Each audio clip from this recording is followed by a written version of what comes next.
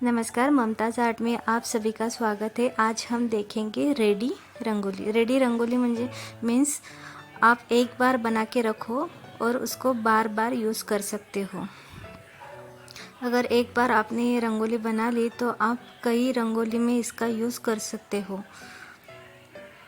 ये रेडी रंगोली बनाने के लिए सबसे पहले हमने कागज़ पर एक पत्तों का शेप का एक गणेश जी निकाल लिए और उस पर हम स्केच पेन से अब डार्क शेड दे रहे हैं। उसके बाद देखो ये मार्केट में HP शीट मिलती है। OHP शीट ये 100 माइक्रोन की लेनी चाहिए। उसको मैंने उस कागज़ के ऊपर चिपका दिए चारों साइड से और उसके बाद मैंने ऑयल पेंट ले लिया वाइट कलर का। वो ऑयल पेंट मैंने एक छोटे से कटोरी में निकाल लिया ताकि वो बाकी का कलर ख़राब ना हो। जितना चाहिए उतना ही निकालो। उसमें पानी नहीं सॉरी ऑयल वगैरह कुछ भी ऐड करने की ज़रूरत नहीं है। हमें वो जैसा है वैसा ही ठीक ही चाहिए। देखो हम अब ब्रश को लेके स्टेप बाय स्टेप हम पूरे गणेश जी को हम वो लगाएंगे। हमें एक्चुअली रंगोली उस पर चिपकानी है। अगर हम डायरेक्ट ही फेविकोल को यूज़ करेंगे तो वो अच्छी तरह से नहीं चिपकेगा, या फिर चिपकेगा भी तो उसकी लॉन्ग लाइफ जो है वो नहीं रहने वाली। इसीलिए हमें उसे लाइफ लॉन्ग बनाने के लिए सबसे पहले हम ऑयल पेंट का ही यूज़ करेंगे। डायरेक्ट हम ग्लू नहीं यूज़ कर सकते। अगर ग्लू यूज़ करेंगे तो उसकी लाइफ कम हो जाएगी और बाद में उसके जो पपड़े हो वो निकल जाएंगे। ऑयल पेंट से वो अच्छी तरह से चिपक के हुए रहता है रंगोली उसके ऊपर। देखो हम ऐसे धीरे धीरे से पूरे गणपति के ऊपर अच्छे से वो ऑयल पेंट लगा रहे हैं। ऐसा कोई भी पार्ट छूटना चाहिए नहीं चाहिए। मेन पार्ट तो यही है कि आप कितने अच्छे से उसके ऊपर ऑयल पेंट लगा रहे हो। अगर आपने अच्छे से ऑयल पेंट नहीं लगाया तो फिर आपकी जो रंगोली है वो अच्छे से चिपकेगी नहीं। देखो मैं यहाँ पे अभी फर्स्ट लेयर है तो फर्स्ट लेयर को मैं एक साथ ही सभी पत्तों को ऑयल पेंट दे रही हूँ ताकि फर्स्ट लेयर है तो फिर उसमें शेडिंग की कोई ज़रूरत नहीं है। मैं हमेशा फर्स्ट लेयर एक ही रखने की कोशिश करती हूँ। अगर आपको दिक्कत आ रही है, आप बनाने में थोड़े से एक्सपर्ट नहीं हो मतलब तो फिर आप उसमें अभी भी थोड़ी सी हल्के से शेडिंग कर सकते हो। लेकिन मैंने तो सबसे पहले एक ही कलर लेना डिसाइड कर दिया। जितना अच्छे से आप ऑयल पेंट लगाओगे उतना अच्छा उसका रिज़ल्ट आएगा। बाद में थिनर से ब्रश को अच्छी तरह से क्लीन कर लो, नहीं तो आपका जो ब्रश है पेंटिंग का ब्रश वो पूरी तरह से ख़राब हो जाएगा। इसलिए थिनर से उसे क्लीन करना बहुत ज़रूरी है। देखो मैंने यहाँ पे क्लीन कर लिया है। अब हम उसके ऊपर parrot green colour, light colour ही रखो, डार्क कलर आप दोगे तो फिर सेकेंड लेयर में फ्रेशनेस अच्छी तरह से दिखाई नहीं देगा। इसीलिए देखो मैं ये पैरेट ग्रीन कलर है वो पूरे गणेश जी के ऊपर ऐसे अच्छी तरह से डाल रही हूँ ताकि वो जो वाइट पार्ट है वो दिखाई ना दे। अभी देखो आपने जहाँ जहाँ ऑयल कलर लगाया हुआ है बस उसी पर ही ये पैरेट ग्रीन कलर जो है वो चिपकेगा। अगर बाहर भी जा रहा है आपका वो कलर तो कोई दिक्कत नहीं है। पूरी तरह अच्छे से उसे सबके जहाँ जहाँ आपने पेंट दिया वहाँ पर अच्छे से आप उस पर ये पैरेट ग्रीन कलर डाल के उसे एक दूसरा कागज़ या फिर दूसरी एक आधा पेपर जो बटर पेपर जैसा होता है, या फिर आप नोटबुक भी जो स्लिपरी रहता है ऊपर से शाइनी, वैसे कुछ भी आप रख सकते हो। यहाँ पे मैंने बटर पेपर रख दिया और उसके ऊपर ऐसे हाथ से टैप टैप कर रही हूँ। आप किसी दूसरी बेलन या फिर किसी का सहारा ले सकते हो। ऐसे चिपका लो हाथ से टैप टैप करके। उसके बाद देखो जहाँ पे आपने कलर लगाया हुआ था बस वही चिपका रहेगा और जो एक्स्ट्रा की जो रंगोली है उसे निकाल लेते हैं। देखो ऐसे अगर आपका बाहर में थोड़ा सा दिख रहा है, जिससे कि मेरा आजू बाजू में थोड़ा सा स्प्रेड हुआ दिख रहा है, उसमें कोई दिक्कत नहीं है, सूखने के बाद वो अपने आप क्लीन हो जाता है।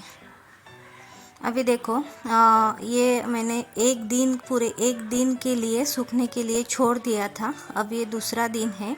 दूसरे दिन में मैंने सूखने के बाद उसके ऊपर जो फैब्रिक ग्लू आता है, जो कपड़े में कुछ आप कलाकारी करते हो और उसके ऊपर जो चिपकाने वाला जो फैब्रिक ग्लू आता है वो लिया है। आप फेविकॉल मत यूज़ किया करो। फेविकॉल से मतलब आप उसे रोल करके भी रख सकते हो। अगर फेविकॉल यूज़ करेंगे तो उसको रोल नहीं कर पाओगे और थोड़ी सी मतलब उसे रखने में थोड़ी दिक्कत आ सकती है, इसलिए मैंने फैब्रिक ग्लू यहाँ पे यूज़ किया है। देखो अभी हम शेडिंग करेंगे। सबसे पहले तो मैंने पैरेट ग्रीन जो अपने नीचे दिया था वही दे दिया, उसमें थोड़ा सा डार्क ग्रीन धीरे धीरे मैं ऐड कर रही हूँ। और ऐसे करके आप 4-5 बार डार्क ग्रीन ऐड कर करके आप उसमें शेडिंग दे सकते। देखो मैं बीच बीच में इसमें डार्क कलर ऐड कर रही हूँ। देखो अब मैंने इस दोनों कान को दे दी उसके ऊपर। अब देखो ये जो नोटबुक है ये भी आप यूज़ कर सकते हो ऐसे टैप टैप करके। अब हम चेहरे के ऊपर दे देंगे। चेहरे के ऊपर ये फैब्रिक ग्लू है वो अच्छे से लगा। अगर आपने ये फैब्रिक ग्लू अच्छे से नहीं लगाया तो फिर आपका जो काम है वो फिनिशिंग से अच्छा नहीं दिखेगा, इसीलिए फैब्रिक ग्लू अच्छे से लगाना बहुत ज़रूरी है। पूरे चेहरे के ऊपर कहीं पर भी छूटना नहीं चाहिए। यहाँ पर पूरा टाइम जितना आप दे सकते हो उतना पेशेंस से काम करोगे उतना आपका रिज़ल्ट भी अच्छा आएगा। देखो जहाँ पे हमने डार्क ग्रीन कलर यूज़ करा था उसके बाजू में हम लाइट ग्रीन कलर यूज़ करेंगे, और जहाँ पर लाइट ग्रीन था उसके बाजू में हम डार्क ग्रीन यूज़ करेंगे, ताकि उन दोनों के बीच का जो अंतर है वो समझ में आएगा। देखो हम धीरे धीरे डार्क कलर लाइट कलर ऐसे ऐड कर करके हम पूरे गणेश जी का फेस अभी बना रहे हो। अगर आपके समझ में नहीं आ रहा है तो देखो मैंने हाथ में अभी पैरेट ग्रीन लिया, उसके ऊपर थोड़ा सा green dark green colour add किया और ऐसे ऐड कर करके मैं पूरे फेस को अभी कलर कर रही हूँ।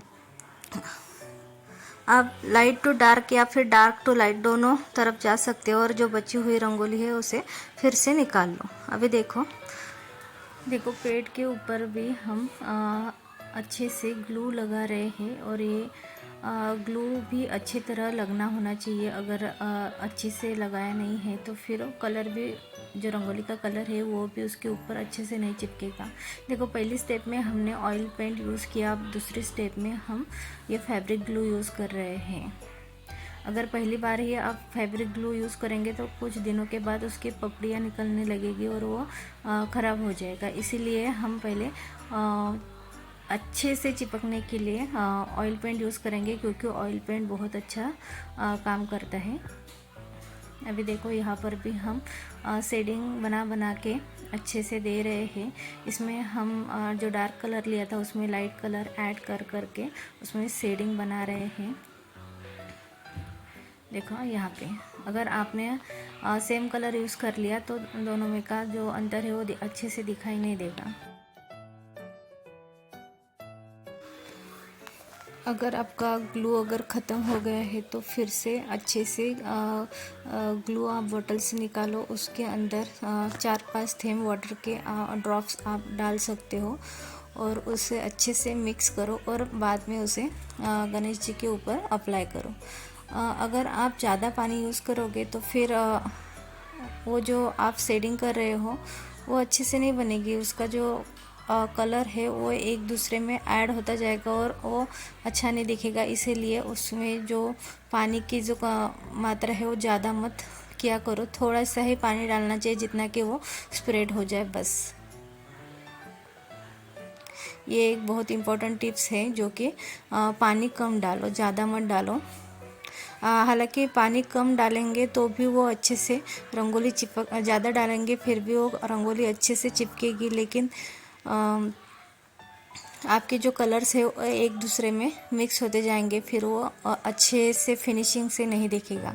इसीलिए थोड़ा सा ही पानी डालो और लगाने के बाद अच्छे से लगाओ। अगर लगाते समय अगर थोड़ा सा बाहर जाए तो आप कॉटन बड से उसे पोंछ सकते हो। देखो उसके पैर, हाथ, पेट, मुंह और कान सभी को हमने अच्छी तरह से अभी रंगोली डाल के शेडिंग से बना ली है। उसके बाद हमने एक्रेलिक कलर जो आते हैं, जिसमें जो डार्क शेड आता है, डार्क ग्रीन कलर, उसमें थोड़ा सा ब्लैक मिला के हमने उसे बॉर्डर कर लिया। लेकिन ये दूसरे दिन में किया, उसे पूरे 6-7 घंटे के लिए सूखने के लिए छोड़ दिया मैंने। अब ये तीसरा दिन है। तीसरे दिन में हमने बॉर्डर करके यहाँ पे जो लीफ के जो पत्तियाँ होती है उसके ऊपर हम डिटेल्स वर्क करेंगे। देखो ऐसे अभी जो डिटेल्स वर्क कर रहे हैं वो डार्क ग्रीन कलर से हमने कर लिया है। उसके ऊपर आँखें, मुंह और जो उसका तिलक होता है वो निकालेंगे। एकदम पेशेंस से, शांति से ये काम करना चाहिए, क्योंकि इसमें अगर आपका थोड़ा सा भी अगर रॉन्ग आता है तो फिर वो अच्छा नहीं दिखेगा। और जो यहाँ पर भी अगर आप एक्रेलिक कलर यूज़ कर रहे हो तो एक्रेलिक कलर में बहुत ज़्यादा पानी मत डालो। अगर ज़्यादा पानी डालोगे आप तो वो रंगोली में स्प्रेड हो जाएगा। बाकी बनाने में एकदम इजी है, एक बार आप बना के देखोगे तो इसमें बहुत सारे डिज़ाइंस है। आप गूगल से सर्च करके आप जो चाहिए वो डिज़ाइन निकाल के उसे आप प्रिंट आउट निकालो, और जैसा मैंने बताया वैसा सेम टू सेम अगर आप करोगे तो जो चाहे वो डिज़ाइन आप कर सकते हो। जो आँखें हैं, आँखें जब भी हम निकालेंगे तो दोनों के बीच का जो गैप है, अभी देखो हमने पहले जो निकाला था वो तो अभी नहीं दिख रहा है, लेकिन अच्छे से दोनों आँखें सेम टू सेम निकालना ज़रूरी है, क्योंकि पूरा जो है वो आँखों पे ही डिपेंड होता है। देखो फाइनल रिज़ल्ट कुछ हमें। अगर इस वीडियो में कुछ आपने नया सीखा है तो प्लीज़ आप कमेंट्स बॉक्स में मुझे बताना। अभी देखो ये फाइनल रिज़ल्ट आपके सामने। आपने अगर अभी तक मेरे चैनल को सब्सक्राइब नहीं किया है तो प्लीज़ सब्सक्राइब करो, लाइक करो और शेयर भी करना मत भूलना। Thank you very much.